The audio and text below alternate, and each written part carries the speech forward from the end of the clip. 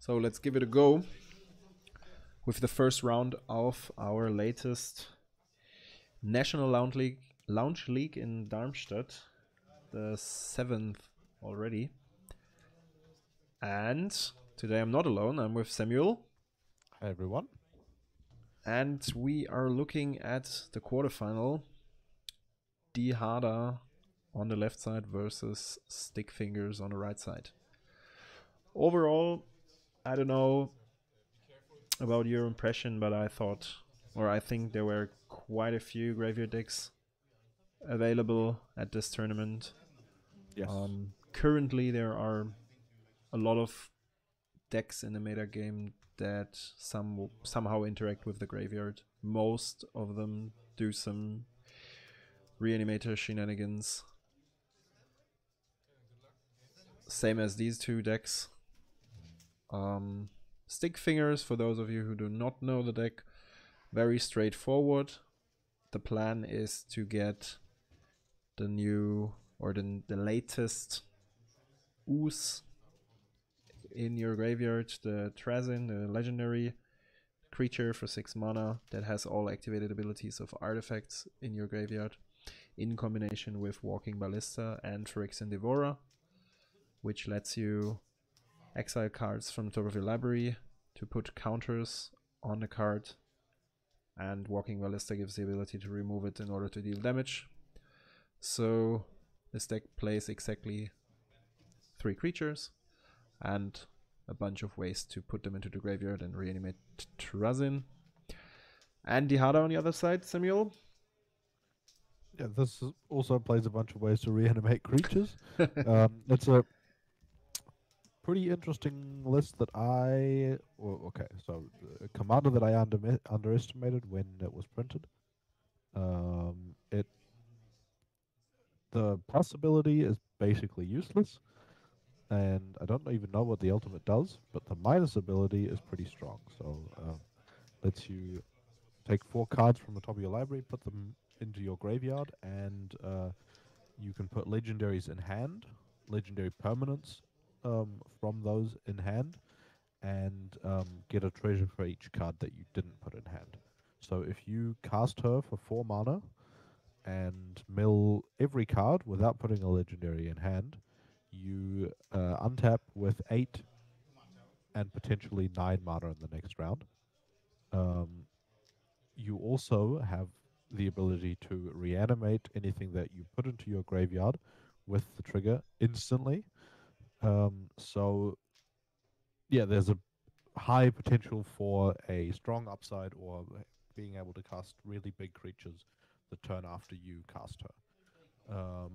And yeah, so this is I'd say it's a pretty commander-centric deck. Thomas's list does similar things and kind of leans a little bit more into the faster reanimation. So as you can see, he plays Young Pyromancer. Season Pyromancer. Just Season Pyromancer, that's, yeah.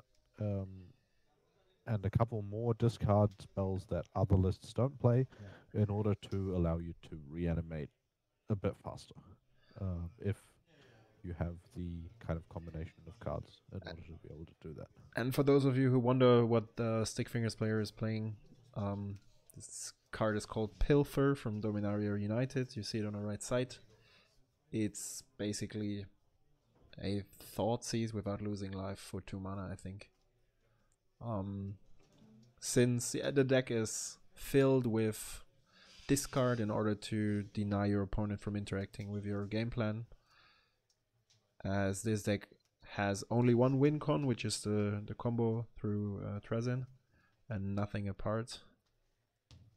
So you really need to make sure to save your graveyard from any exiling effects like Cling to Dust or Soul Guide Lantern and whatsoever. Or maybe you also want to prevent your opponent from countering your reanimation spells. So yep. Yeah, so that's basically all that the Stickfingers list is ways to combo and ways to interact with your opponent. There's very little kind Exactly. of advancing your own game plan.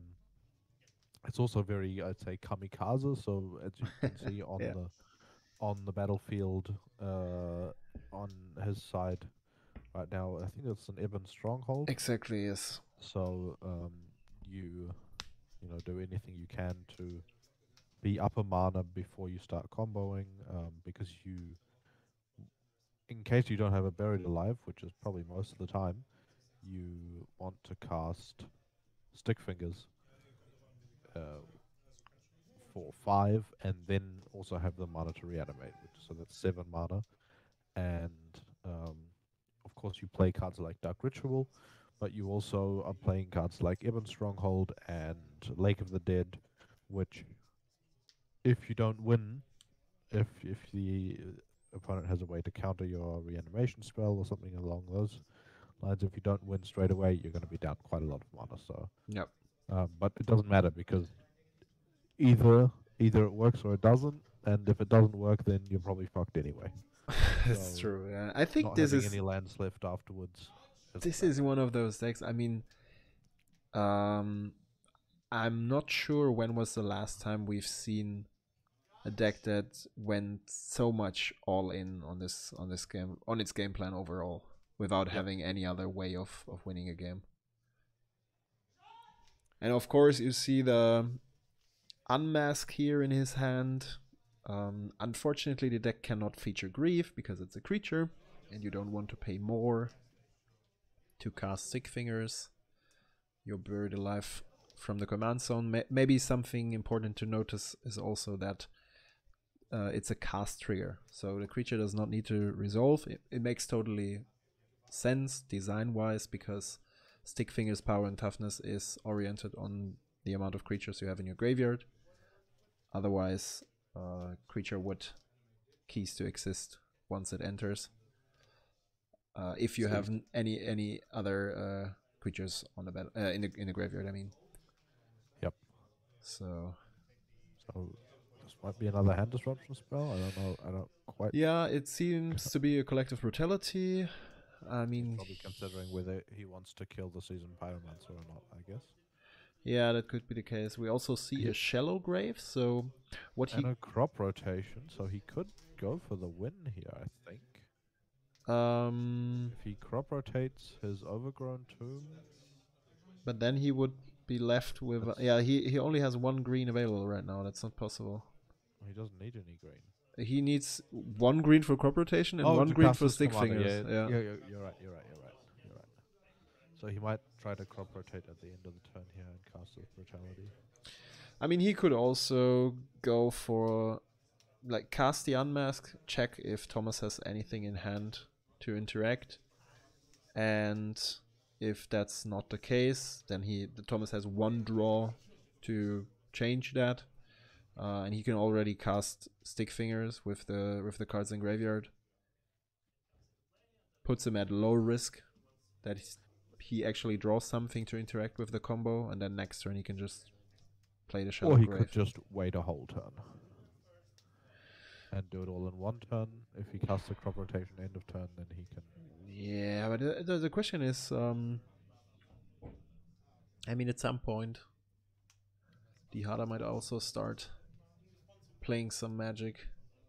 And there's the Unmask line, leaving mana open. We see a Flicker and another Stone.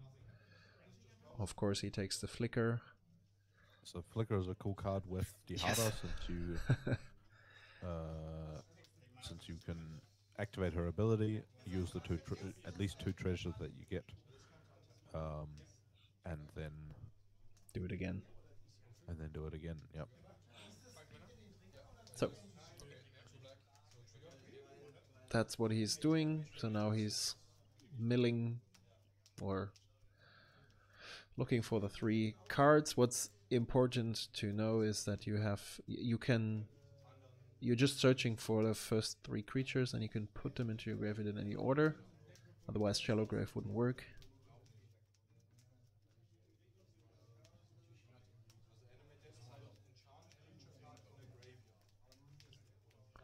You see a lot of cards here. City of Solitude, City of Traitors. Probably the only deck that plays both of these cards together. That might be the case. Yeah. At least for now. There's Trezin. Now Thomas can have a look at the deck.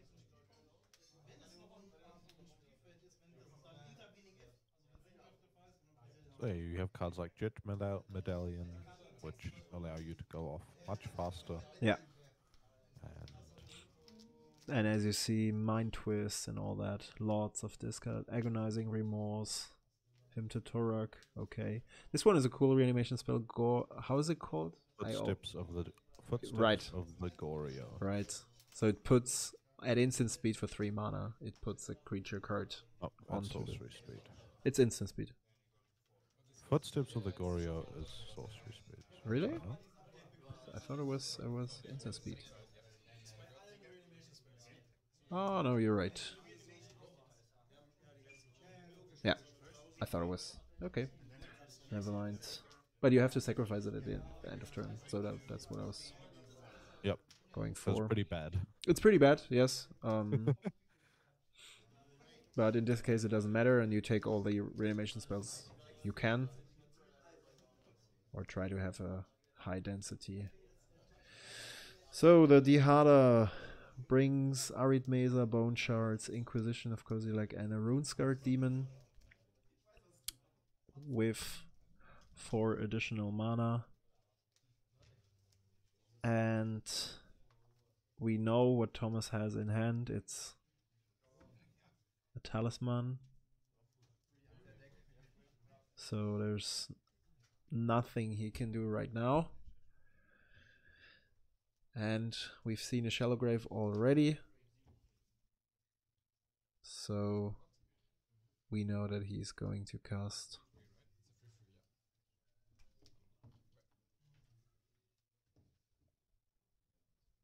something in that direction, and Thomas will not be able to interact with that.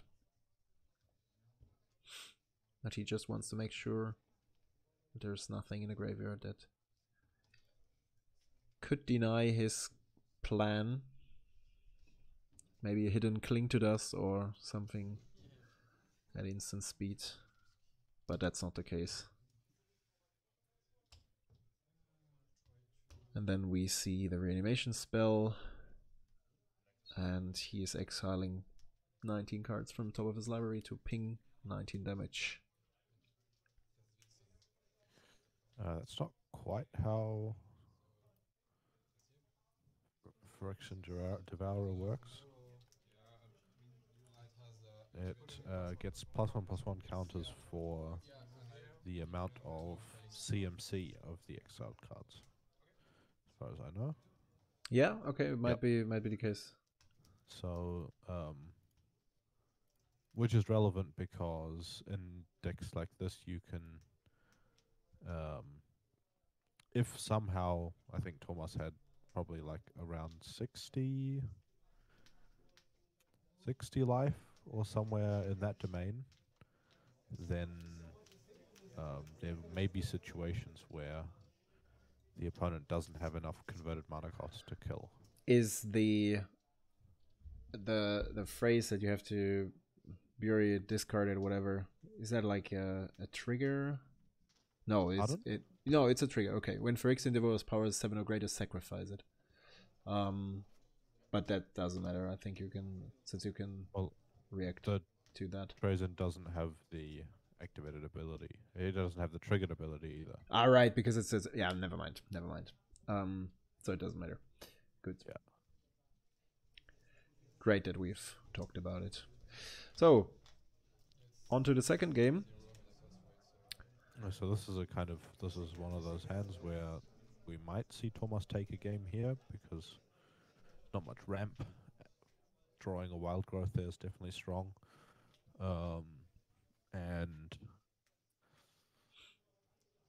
if he might be able to, might have a hand that goes around the collective brutality. So his turn 2 play is pretty safe, or his turn 3 play is pretty safe. Okay, we see a temple. Yep.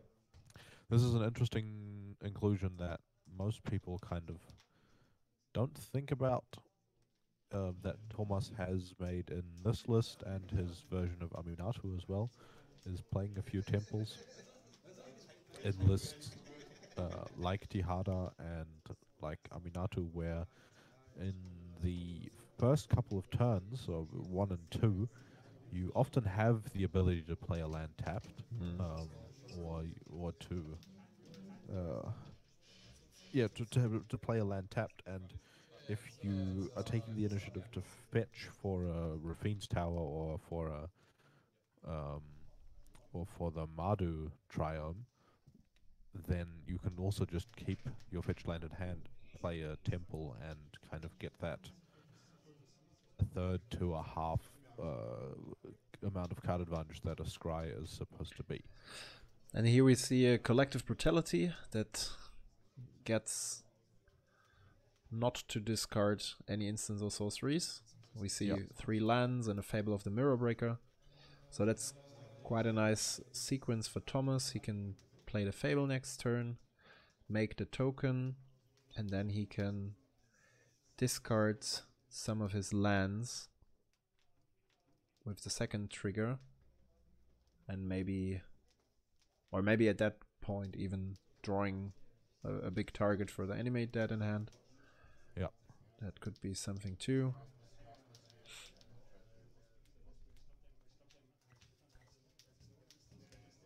So one thing notable about this kind of matchup is that Thomas has very little to interact with the opponent's combo that isn't hand disruption. And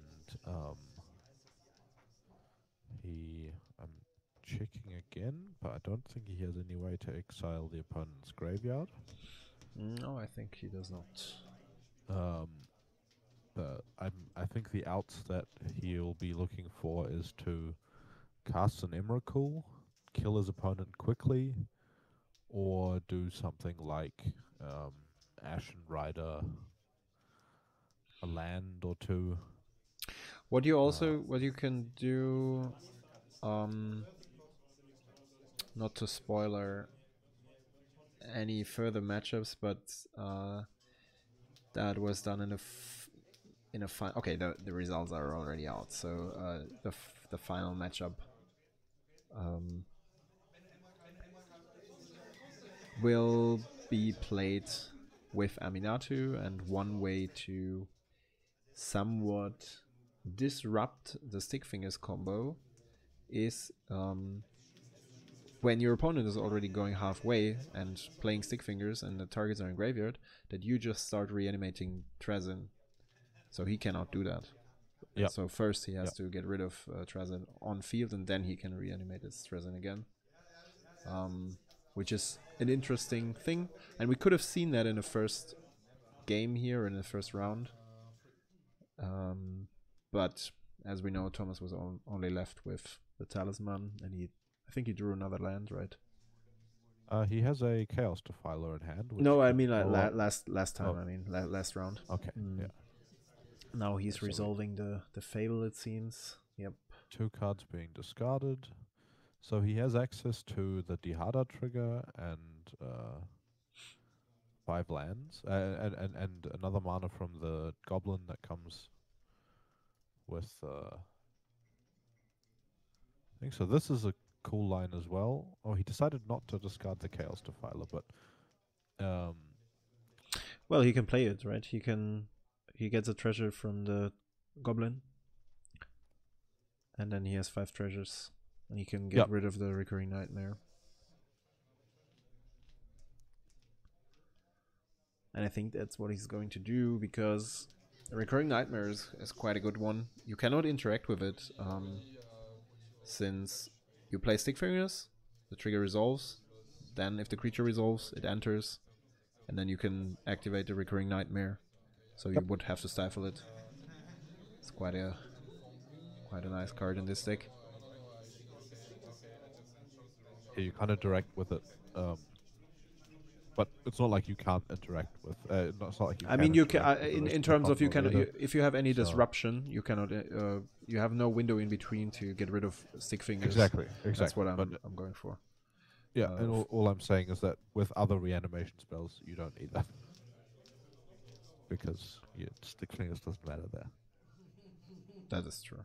Yeah, so either you counter Stickfingers or you counter the reanimation spell. But in this case, I would in general I would say more decks have access to creature interaction than spell interaction. So Yep.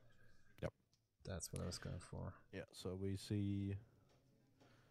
So the opponent still can cast Stickfingers, and then he has the life death. So we might need to see Thomas, put a lot of pressure on his opponent before. And there's also, you see Noxious Revival in his hand. And I find it quite an interesting idea because I've also seen him fetching for Witch's Cottage to put Trezin back on top and just cast the card. Yep. And that's exactly what you do with Noxious Revival 2. Or you can also, that's even better, if your opponent is Hellbent or you know exactly what he has in hand, you can just put a fetch land back on top prior to the turn that you plan to go off to deny him from drawing something useful against you. Yep. And that's quite a nice tech, I think. Yep. So there's a Mind Twist, getting rid of Animate Dead. So notably, if Thomas had discarded the Chaos Defiler, which I'm not quite sure why he didn't do, with the Animate Dead in his hand, he could have Animate Deaded the Sun Titan and then get back the Titan Chaos Defiler. Dance of the Dead. Yes. And Dance of the Dead returns the Chaos Defiler, which would have resulted in the same thing, except now he would be attacking for 6 or 7 more damage. Yeah. Which would stop the next line. We see a Hardcast Fury. But the thing is that you, I mean, the mill came after the resolution of the trigger, right? And then you would instead of he was able to hardcast Chaos Defiler, and then you just down one card. So that would have been a gamble on, okay, within the top 4 cards, I see something that is good in combination with that. Well, you mean he's down? So you're saying he doesn't have the Animated anymore? Yeah, exactly. Well, he knew about the Mind Twist, right? So if the opponent isn't going off, which he doesn't have an answer to, why does he know? Where does he know that the opponent has a Mind Twist? Because it was in his opening hand, and he kept. Because he had the Inquisition. Right. Yeah. Yeah. Okay. Fair point.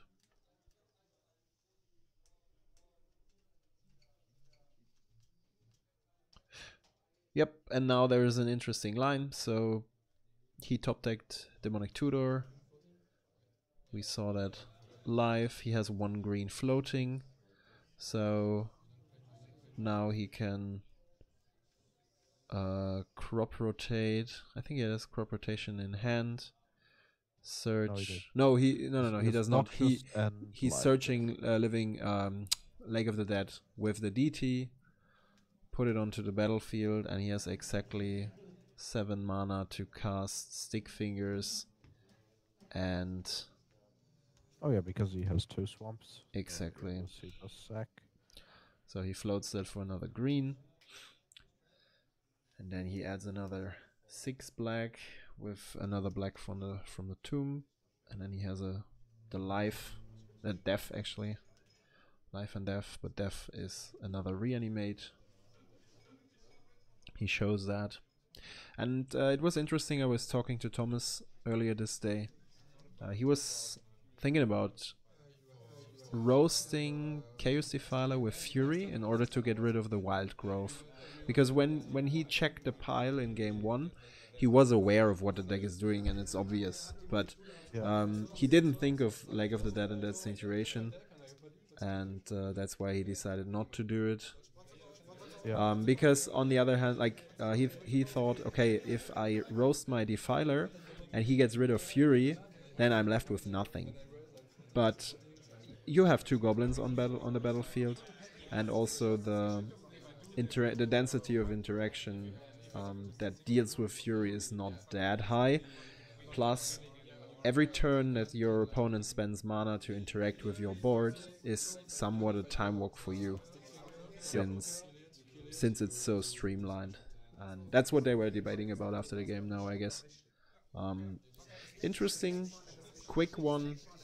Would have went differently if it wasn't for the DT top deck, so that was definitely a good one. Also would have went differently if he took the faster line, which he didn't know about, but if he discarded the Chaos Defiler, then he would have had he would have attacked for enough to put him below the life total he needed to put him below 6, so he couldn't have reanimated with the life death, which he also knew about. So